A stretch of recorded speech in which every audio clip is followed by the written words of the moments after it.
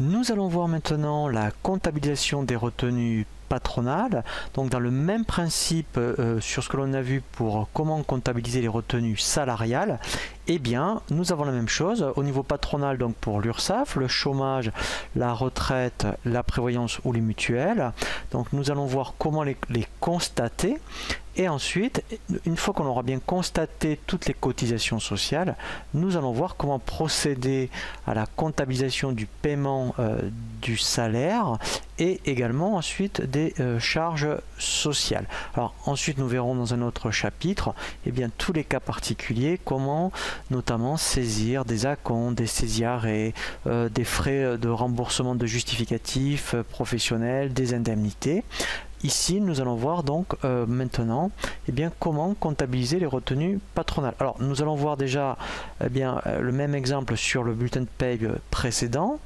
Donc, vous voyez ici comptabiliser cette colonne. Vous voyez donc la part patronale. Donc là, quand on fait la somme de tout ce qui est sécurité sociale, ça va représenter 283,68 €. Alors, quand vous le ferez, il faudra bien aussi, donc en fait, la somme de tout ce qui est sécurité sociale, de tout ce qui est maladie, vieillesse, donc en fait, la même chose qu'au niveau salarial qu'on a vu. Vous voyez, les mêmes cotisations, sauf que là, c'est la colonne patronale. Il faudra ne pas oublier d'enlever la réduction Fillon.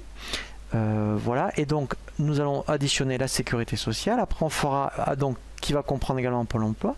Nous allons faire la même chose pour les retraites, la même chose pour la prévoyance. Et quand on fera la somme de tout, au niveau du journal, on devra bien retomber sur 401,34 €. Alors, on va voir donc comment le comptabiliser maintenant sur... Nous allons voir donc maintenant comment saisir les charges patronales. On a vu donc un tutoriel sur les charges salariales. Maintenant, on va voir comment saisir donc les charges patronales et ensuite procéder au règlement effectivement des cotisations salariales et patronales, plus effectivement le salaire. Alors, donc on a vu sur le bulletin de paye pour donc toutes les cotisations URSSAF, retraite, mutuelle. Alors déjà là je vais mettre un numéro de pièce, par exemple ce sera la 21. Là je mets voilà, écriture charge patronale. Alors là bien sûr on le voit que pour un bulletin de paye. Vous bien sûr vous saisirez la globalité. Alors quand on veut constater les charges patronales, eh bien en fait on constate un 645. Donc là on va avoir plusieurs 645, un par caisse en principe. Donc là si je regarde le compte 645, voilà, vous voyez, vous en avez un 645 100 pour l'URSSAF, après le 200 pour la mutuelle, les retraites. Voilà, donc là je vais constater d'abord l'URSSAF. Voilà, donc au débit. Donc sur le bulletin de paye, la somme des différentes cotisations sécurité sociale, ça représentait 283,68. Ensuite, alors ce que je vais faire, là en fait, après effectivement, je vais d'abord saisir tous les 645 et après je vais constater les comptes de la classe 4. Donc là je vais saisir les retraites, donc je continue, je ressaisis un compte 645, voilà. Donc ici, eh bien, si je regarde tout ce qui concerne les retraites, ce serait le 645,3 par exemple, voilà. Donc là, le montant représenté sur le bulletin de paye, 100,48 €. Ensuite, je continue, je passe au mutuel, donc 645, toujours pareil, voilà. Donc là, je regarde. Voilà, donc ici, voilà, c'est celui-ci, 145,200. Voilà, donc là, je vais mettre le montant, 17,18 €. Voilà, et maintenant en fait, je vais procéder aux contreparties, je vais constater donc les différentes caisses. Donc là, je vais rappeler mon compte 431. Voilà. Je vais donc saisir 283,68 €. Ensuite, je vais constater les caisses de retraite. Donc les caisses de retraite, c'est un compte 437,3. Voilà.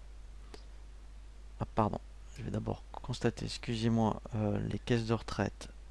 Alors, je vais regarder, 437, pardon.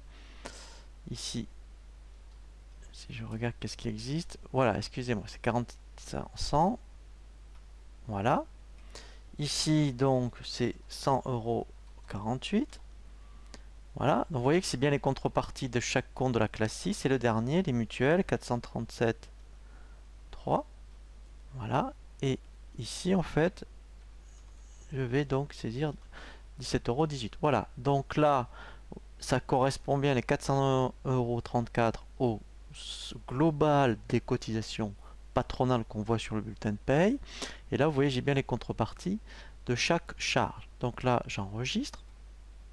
Voilà.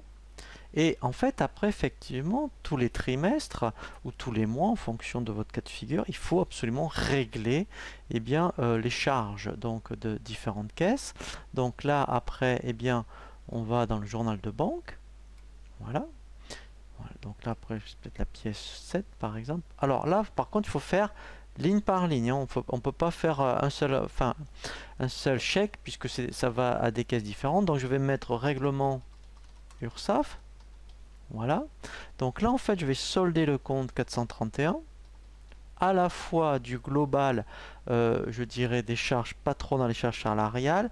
Donc il y avait en charge patronale 283,68 €. Il y avait peut-être 100 € qu'on avait constaté en salarial. Donc ça ferait par exemple 383,68. Et là, la contrepartie, c'est le 512. Voilà, donc là je fais solde. Voilà, donc ça c'est pour l'URSSAF. Donc là j'enregistre.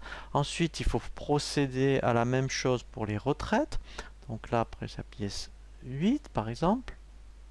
Ici, je mets règlement caisse de retraite. Donc là, je vais regarder le compte 437. Alors, je vais regarder cette fois-ci. Voilà. 437. Voilà, donc celui-ci. Voilà, donc j'avais saisi en patronal 100,48 €, il y avait peut-être 50 € en salarial. Ça fait en fait, voilà, 150,48 €. Voilà, et là, pareil, le 512. Voilà. Donc ensuite, je fais ici solde. Voilà, et là, j'enregistre. Et il me reste donc le règlement des caisses pour la mutuelle. Donc là, c'est ma pièce 9. Voilà, là, je mets règlement mutuelle. Ici, donc, je fais 437. Donc là, je vais aller voir le compte exact pour les mutuelles. Voilà. Ici, voilà. Donc, au patronal, il y en avait pour 17,18 €. Peut-être qu'il y en avait pour 5 € en salarial. Ça fait le global de 22,18 €. Voilà. Et là, le 512. Voilà. Voilà. Donc là, en fait, on a terminé de constater le patronal et de faire le règlement à la fois du salarial et du patronal. Donc là, pour le salarial, je vous invite à consulter le tutoriel sur donc le chapitre sur les écritures salariales. Et là, maintenant, effectivement, il ne reste plus qu'à constater le règlement du salaire. Donc là, après, effectivement, eh bien, c'est peut-être la pièce 10. Voilà, donc là, alors, règlement, voilà, salaire. Alors, soit, eh bien là, vous allez faire je dirais salarié par salarié. Donc, alors, il faut regarder s'il y avait ici un 421 collectif ou un détaillé. Voyons. Voilà, par exemple, ça c'est le salaire de Dupont. Voilà. Donc, son net à payer du coup était de peut-être de 1320,20 €. Et ensuite, le 512. Voilà. Donc là, on fait la contrepartie. Je solde. Voilà. Donc là, en fait, c'est son bulletin de paye est pris en compte. Voilà, et là il faut le faire après salarié par salarié. Voilà, donc là on a vraiment bien vu comment constater les charges patronales et le règlement des salaires.